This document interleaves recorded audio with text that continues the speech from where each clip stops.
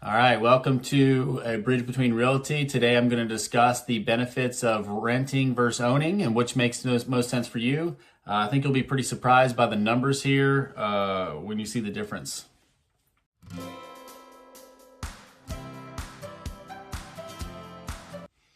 All right, so first things first, there's different scenarios renting makes sense for if it's short term or if it's in. Renting's a great spot to a great way to kind of feel the space out and figure out what area may be the best area for you to buy a house. The other part is owning, of course. And so what I'm going to do here is I've taken the scenario of renting versus owning, and I'm going to make these apples to apples as much as I can. I'm not going to compare a single family home to an apartment rental. That's a totally different lifestyle and experience. So that wouldn't be fair to do that, even though, the numbers are pretty favorable and owning. I think renting a home versus owning a home is going to be more comparable and more accurate. The house I'm going to use here is $400,000. Okay, it's a 30-year term. We got an interest rate as of February 2026, 5.98%. That is, and then this owner will do 3.5% down, first time homeowner, which is of course 14,000 down. If you want to do 20%, that would be 80,000 down. And the difference in monthly payment is going to be $28.45 for the 3.5 or $2,300 for the 20% down. You assume that this house appreciates at 3% per year. That's going to give you at the end of 30 years $360,000 in growth in equity. And then so the house is going to be $760,000 at the end of 30 years and paid off, of course.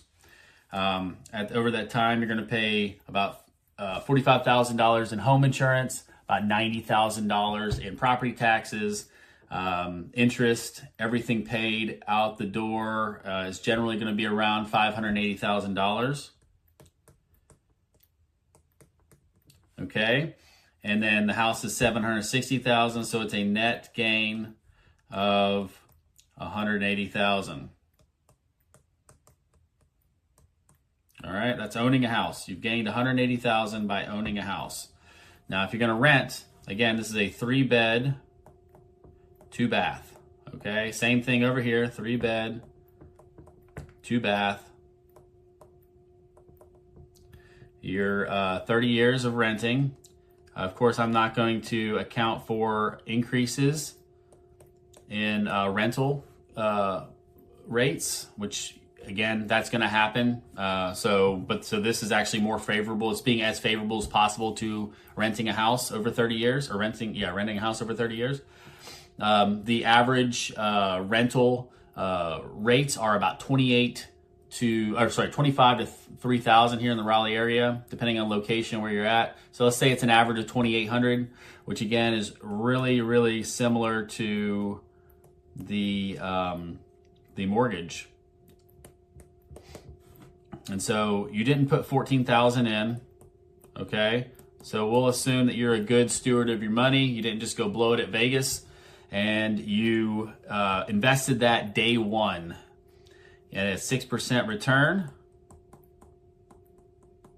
You're looking at the end of 30 years, you've turned that $14,000 into $66,000 over 30 years. The rent paid that you'll never see again is $1,080,000 gone. All right. And so let's say that's, and then you might say, okay, well, what about the, property taxes and interest or home insurance that I'm not paying, the $135,000?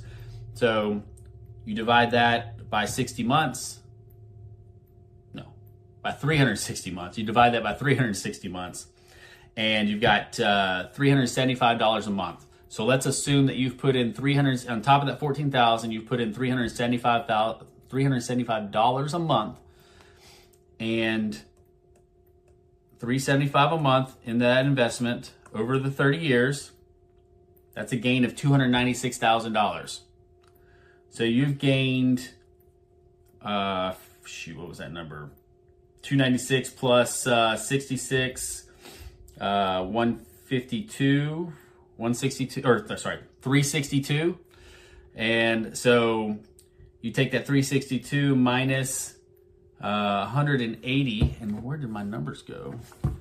You take that 360, 1,080,000,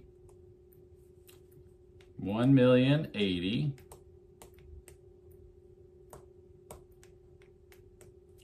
All right, you take that 1,080,000 and you minus 362, and that equals a negative. You're still negative,